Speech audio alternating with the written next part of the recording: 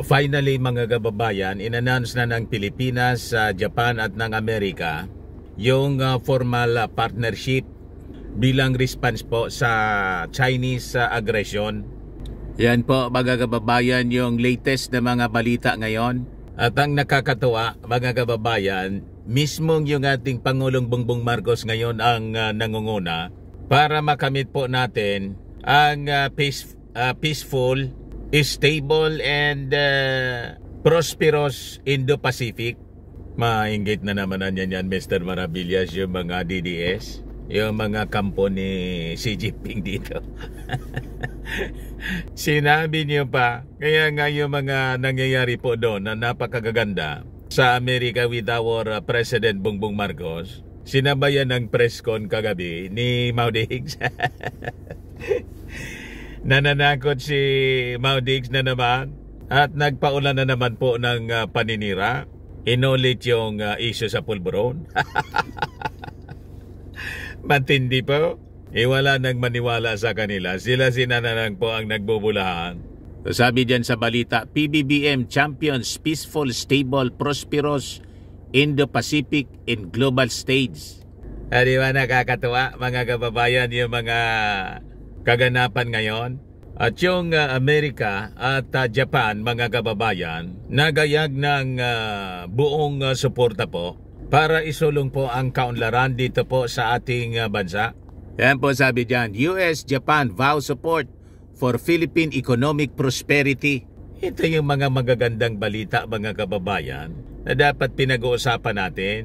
So sabi dito, in a joint statement, nina President Ferdinand Bongbong Marcos, US President Joe Biden, and Japanese Prime Minister Kishida Fumio, the three leaders announced the conduct of a presidential trade and investment mission to the Philippines in over $1 billion in US private sector investments to support the Philippines' innovation, economy, and clean energy transition. The project also promotes supply chain resilience as well as reinforces the continued US commitment to mobilizing private sector investment in the Philippines. Laloan niya Mr. Maravillas, maglalaway niyan si Xi Jinping. Sana sila yung nagkikinabang ng mga investments dito sa Pilipinas. Ngayon biglang lumipat yung site ng ating Pangulong Bongbong Marcos sa Amerika at sa Japan. Mas maganda naman pong kapartner yung Amerika at saka yung Japan sa negosyo kaysa sa mga Chinese. Di ba? Unang-una yung Amerika walang intensyon na kamkamin yung territory natin dito. Kumbaga may mga EDCA sites tayo rito. Ginusto natin ito for our protection.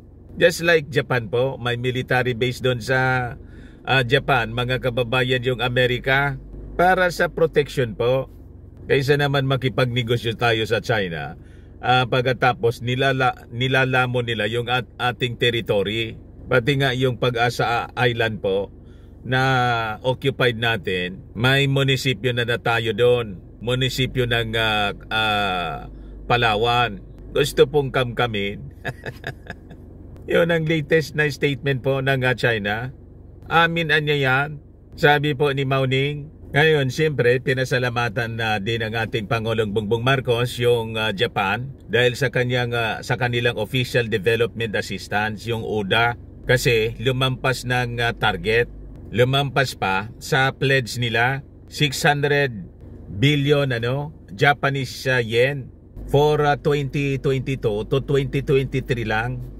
Ngayon, sabi rito sa balita, the three leaders stressed the resolve to promote enduring and exclusive economic growth and resilience of their countries and broader Indo-Pacific as they pursue economic projects that advance the shared objectives. So hindi lang po security or defense ng Indo-Pacific, kundi po economic development yung sadya, yung agenda po ng pag-uusap ng tatlong magigiting na leader.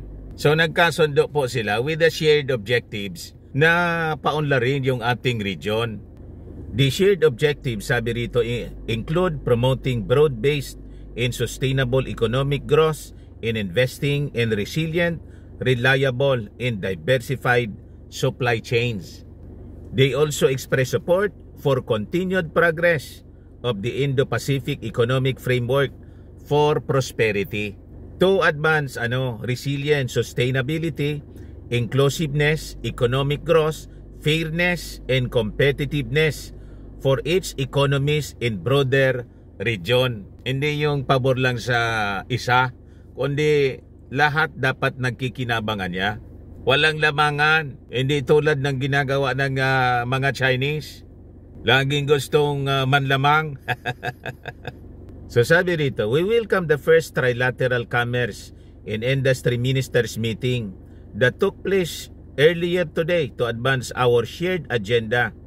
Our three nations commit to facilitating the steady implementation of ongoing and future economic cooperation projects toward the Philippines' attainment of upper middle class income country status. Ito mga kababayan yung kasama sa tawag dito plataforma ng ating Pangulong Bongbong Marcos during the campaign na ma-achieve natin yung upper middle income status.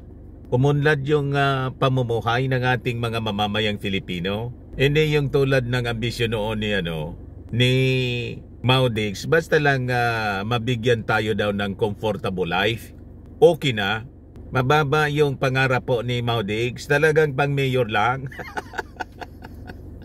Di ba? So sabi po ng tatlong leader, we express a concern over and strongly oppose economic coercion, stress the importance of a rules-based economic order.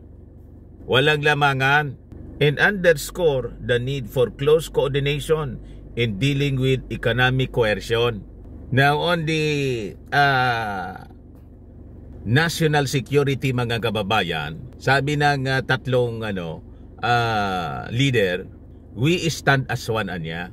Yan po, we stand as one. Philippines, US, Japan forge stronger trilateral alliance. Nanginginig na niya yung China, Mr. Maravillas. Kaya po, nagpa-preskon si Mau Diggs kagabi para magfirmong giring na naman po na ang gusto niya sabihin ang ating Pangulong Bongbong Marcos sa pakikipag-alyansa sa Japan, Amerika mga kababayan, nilalagay ng ating Pangulo sa peligro yung buhay ng ating mga mamamayang Filipino. Baliktad po. Sinisecure ng ating Pangulong Bongbong Marcos ang ating republika na hindi po tayo pagsamantalahan ng mga Chinese. It is the contrary. So sabi rito, for his part, Prime Minister Kishida said, the Japanese government remains committed to further strengthening its ties with the US and the Philippines and vowed full cooperation for peace and stability in the region. Ulitin natin, ang objective po nila, peace, stability in the region. Ang objective naman po ng China, destabilization. Dinidestabilize niya po ang region, dinidestabilize po tayo politically and through aggression po. Yan nakikita po ninyo sa ginagawa po ng mga activities ng kanilang mga kaalyadong politiko dito sa ating bansa. Ginugulo po ang katahimikan ng ating bansa. Gustong gatungan po ni Mau Diggs yung mga mamamayang Filipino na umalsa laban sa ating Pangulo. Pati yung forces at police na nawagan po kagabi. Darating tayo dyan. Yun ang panakot po kagabi ni Digong. Ngayon, sabi ng US President in response doon sa sinabi ni Japanese Prime Minister Kishida, we stand as one. So sabi rito, this is how US President Joseph Biden described the historic trilateral agreement between the US, the Philippines, and Japan as the three countries' leaders vowed to work together to build a better future for the Indo-Pacific region. So ito na po yung magkakasangga plus yung iba pang mga bansa na kasama natin tulad ng European countries, South Korea and Australia, pati na nga po yung India sumama na rin sa atin. So sa kanyang remarks mga kababayan, sabi po ni Biden, ito anya yung bagong era of partnership between the three countries, and this is anchored on building a free, open, prosperous, and secure Indo-Pacific region.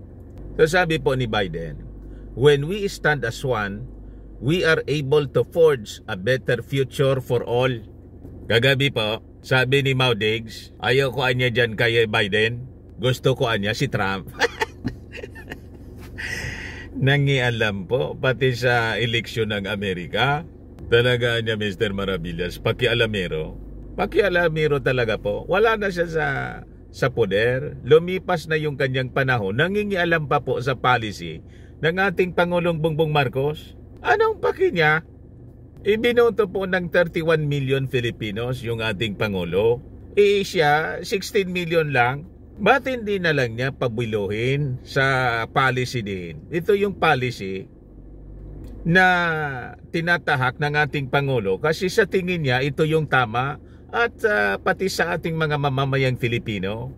Suportado po siya sa ginagawa niya dito sa West Philippine Sea at sa pamamalakad sa ating gobyerno. Ito sabi ni Mau Diggs kagabi, ang dami anyang mali na ginagawa yung presidente.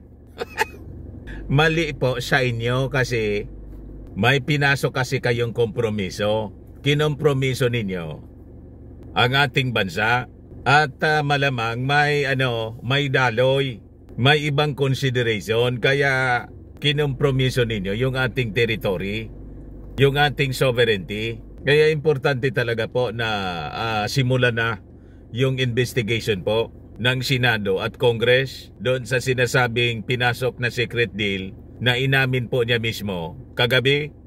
So sabi po ni Biden, when we stand as one, we are able to forge a better future for all.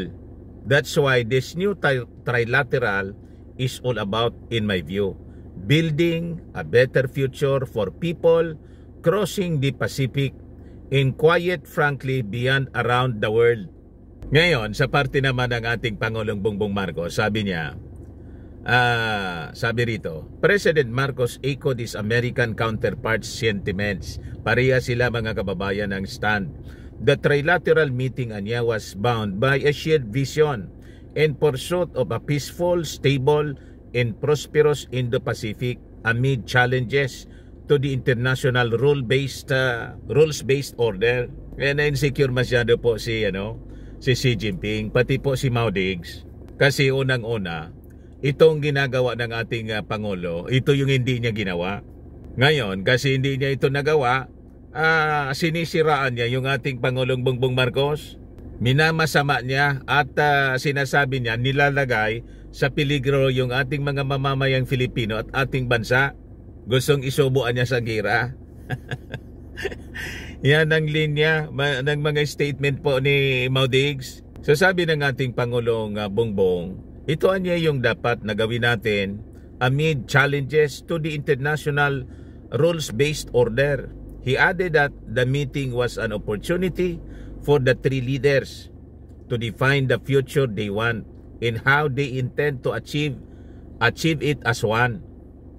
Facing the complex challenges of our time requires concerted efforts on everyone's part, a dedication to a common purpose, and unwavering commitment to the rules-based international order.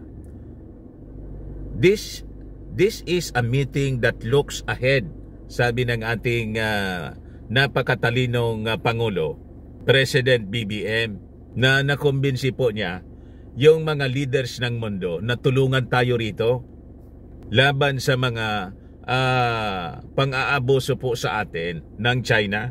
So sabi ng ating Pangulo, we seek anya to identify ways of growing our economies and making them more resilient climate proofing our cities and our society, sustaining our development progress in forging a peaceful world for the next generation.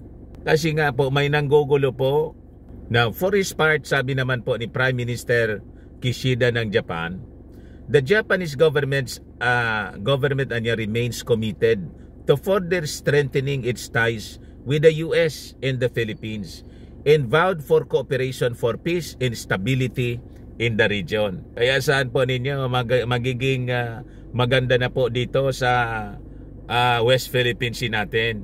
Kasi magiging regular na po. Regular fixtures ang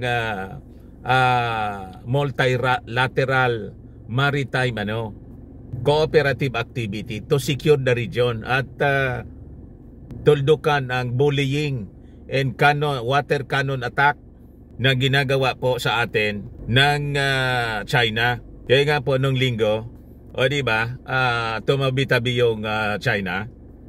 Takot silang sumalubong po. Walang water cannon attack. O di ba, tama yung strategy ng ating Pangulong Bongbong. So sabi po ni Kishida, in order to secure peace and prosperity anya in the Indo-Pacific, I hope to reaffirm our intention to further strengthen trilateral cooperation into present the specific way forward through today's meeting. O ngayon, yung China po, si Mao Ning, para daw ma-ease yung tension dyan sa South China Sea, kailangan daw yung ating Sierra Madre, BRP Sierra Madre, tanggalin daw natin doon. Hindi mangyayari yan. To ease the tension at Trinay Jiao, the Philippines needs to tow away the warship. Before that, it should inform China in advance in need of sending living necessities. Attempt to send construction materials will never be accepted and will be resolutely stopped. Wala kaming paki sa inyo.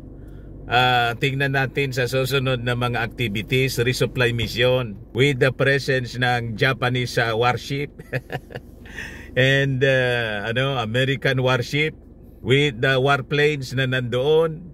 Tingnan natin kung sasalubungin pa ninyo yung aming resupply mission at iwa-water cannon ninyo. Hindi mangyayari po yung inyong gusto na ipatanggal. Yan mga kababayan daw yung sinasabi doon sa secret agreement. I-maintain daw yung status quo at may commitment na tanggalin daw yon. O kung hindi, wala dapat na construction materials na dadalhin. Kasi nga yung agenda, yung objective ng China, pabulukin na lang daw. Papabulukin na lang nila. At pag nabulok na, nag-disintegrate na po yung BRP Sierra Madre, take over na sila. Ganon mga kababayan. At pumayag sa ganon si Mao Diggs kasi tinakot siya na papasok sa gira. Yun ang admission po ni Mao Diggs doon sa kanyang pa-presscon kagabi. Naniwala siya sa intimidation ni Xi Jinping.